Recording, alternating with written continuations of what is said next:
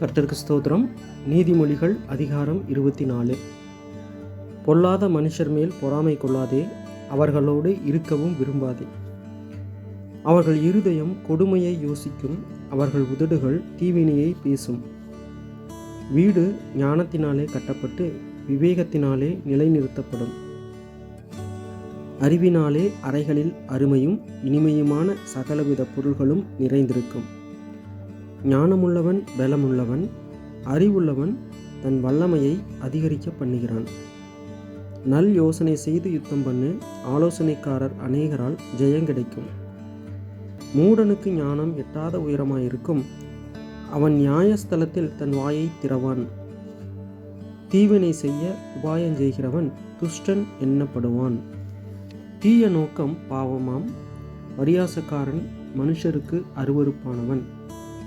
ஆபத்து காலத்தில் நீ சோர்ந்து போவாயானால் உன் பெலன் குறுகினது. மரணத்துக்கு ஒப்புவிக்கப்பட்டவர்களையும் கொலையுண்ண போகிறவர்களையும் விடுவிக்க கூடுமானால் விடுவி. அதை அறியோம் என்பாயாகில் இருதயங்களை சோதிக்கிறவர் அறியாரோ? உன் ஆத்துமாவை காக்கிறவர் கவனியாரோ? அவர் மனுஷருக்கு அவனவன் கிரியைக்கு தக்கதாக பலனளியாரோ? என் மகனே, தேனை சாப்பிடு, அது நல்லது. கூட்டிலிருந்து ஒழுகும் தேன் உன் வாய்க்கு இன்பமாயிருக்கும். அப்படியே ஞானத்தை அறிந்து கொள்வது உன் ஆத்துமாவுக்கு இன்பமாயிருக்கும். அதை பெற்றுக்கொண்டால் அது முடிவில் உதவும். உன் நம்பிக்கை வீண் போகாது.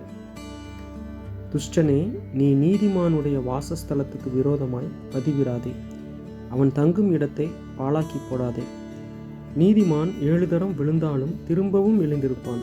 துன்மார்க்கரோ தீங்கிலே இடருண்டு கிடப்பார்கள்.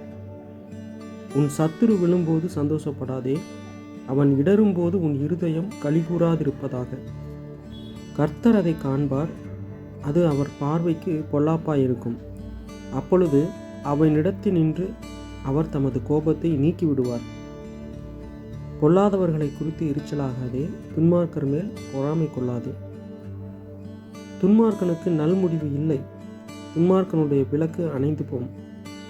என் மகனே, நீ கர்த்தருக்கும் ராஜாவுக்கும் பயந்து நட, கலகக்காரரோடு கலவாதே. சடிதியில் அவர்களுடைய ஆபத்து எழும்பும், அவர்கள் இருவரின் சங்காரத்தையும் அறிந்தவன் யார்? பின்னும் ஞானமுள்ளவர்களின் புத்திமதிகள் என்னவெனில், நியாயத்திலே முகத்தாட்சண்யம் நல்லதல்ல. துன்மார்க்கனை பார்த்து நீதிமானாயிருக்கிறாய் என்று சொல்லுகிறவனை ஜனங்கள் சபிப்பார்கள், பிரஜைகள் அவனை வெறுப்பார்கள். அவனை கடிந்து கொள்ளுகிறவர்கள் மேல் பிரியமுண்டாகும், அவர்களுக்கு உத்தம ஆசீர்வாதம் கிடைக்கும். செம்மையான மறுமொழி சொல்லுகிறவன் உதடுகளை முத்தமிடுகிறவனுக்கு சமானம். வெளியில் உன் வேலையை எத்தனப்படுத்தி வயலில் அதை ஒழுங்காக்கி பின்பு உன் வீட்டை கட்டு.